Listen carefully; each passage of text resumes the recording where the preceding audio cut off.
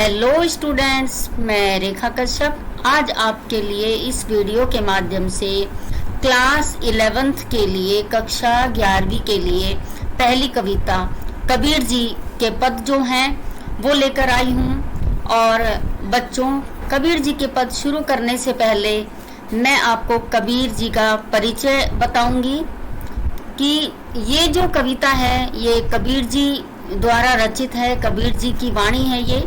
और कबीर जी का जो जन्म था वो 1398 ईस्वी में वाराणसी के पास एक लहर तारा नामक स्थान है, वहां पर हुआ था उत्तर प्रदेश में। वाराणसी को बनारस भी बोलते हैं, काशी भी बोलते हैं।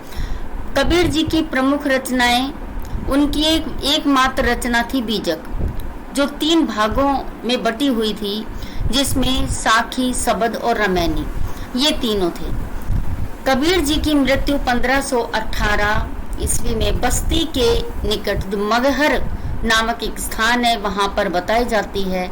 और जो कबीर जी थे बच्चों, वो भक्ति काल के निर्गुण धारा के एक प्रमुख कवि रहे हैं, ज्ञानाश्रयी शाखा के।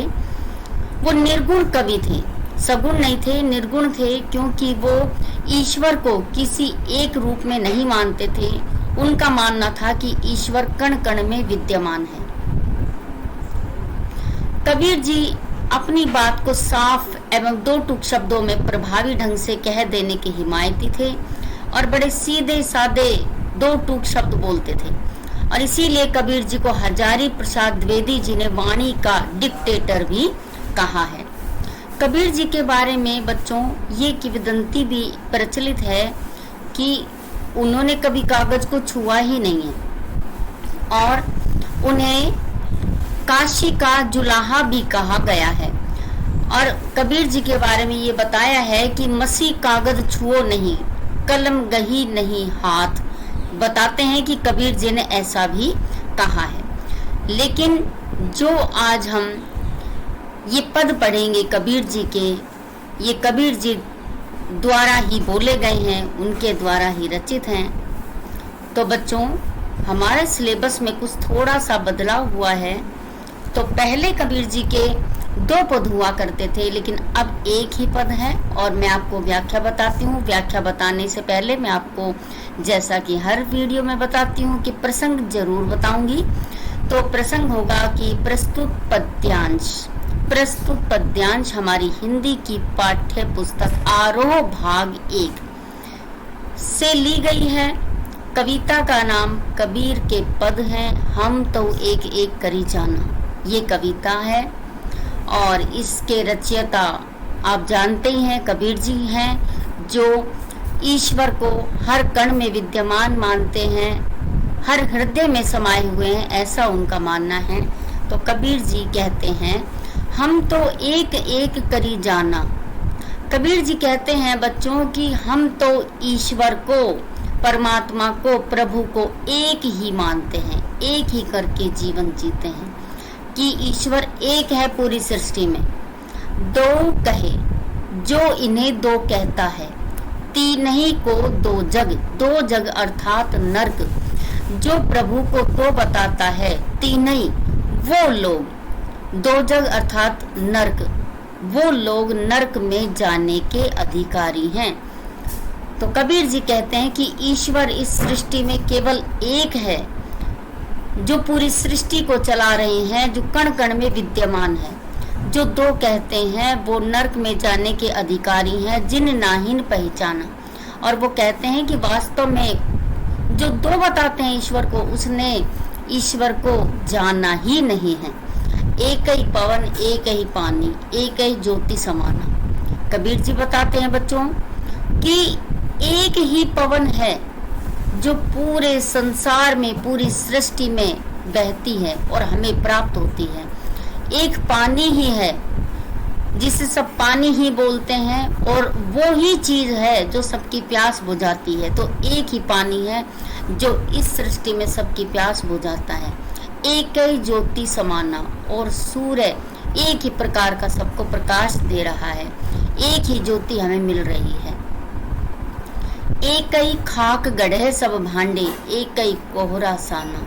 और कबीर जी कहते हैं कि एक ही खाक कि एक ही मिट्टी से गढ़े बने हुए हैं सब भांडे, सभी प्रकार के विभिन्न प्रकार के बर्तन, एक ही कोहरा साना कि एक कुम्हार एक प्रकार की एक ही मिट्टी से विभिन्न प्रकार के भांडे अर्थात बर्तनों का निर्माण करता है।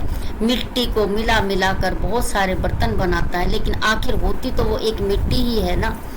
जैसे बाढ़ी काष्ठ ही काटे, अग्नि न काटे कोई।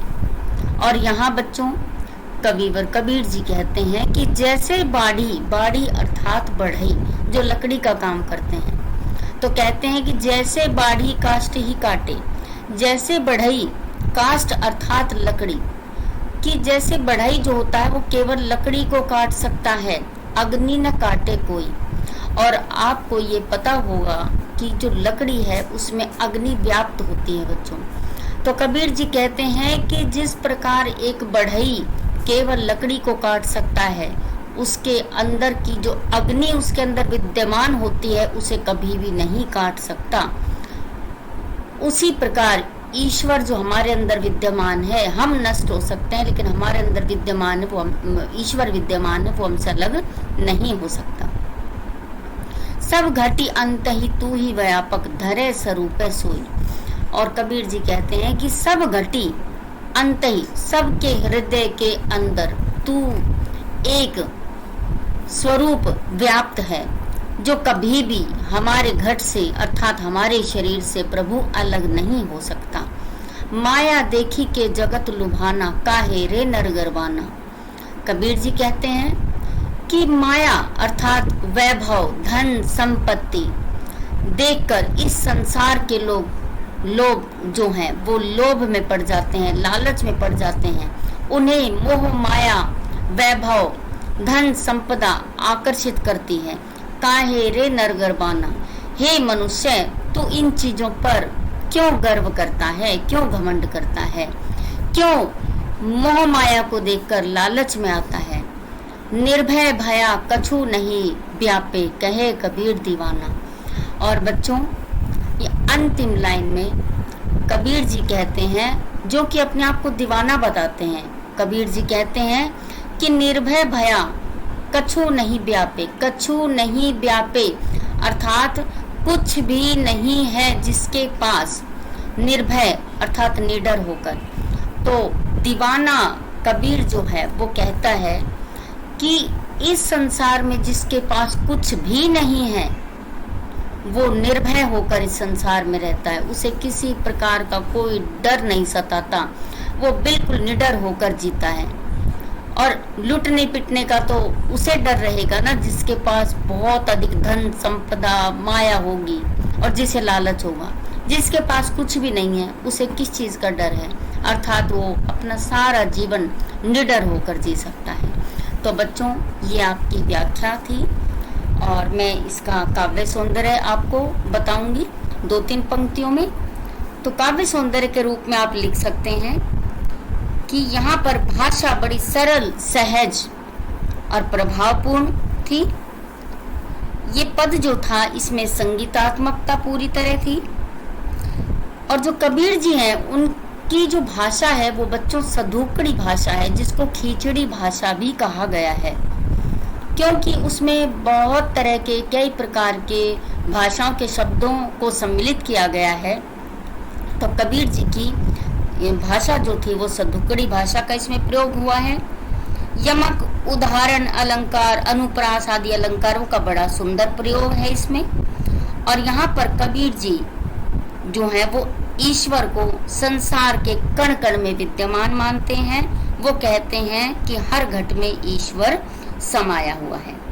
तो ये आपका काव्य सौंदर्य हो गया। तो बच्चों आशा करती हूँ कि आपको ये व्याख्या अच्छे से समझ में आ गई होगी।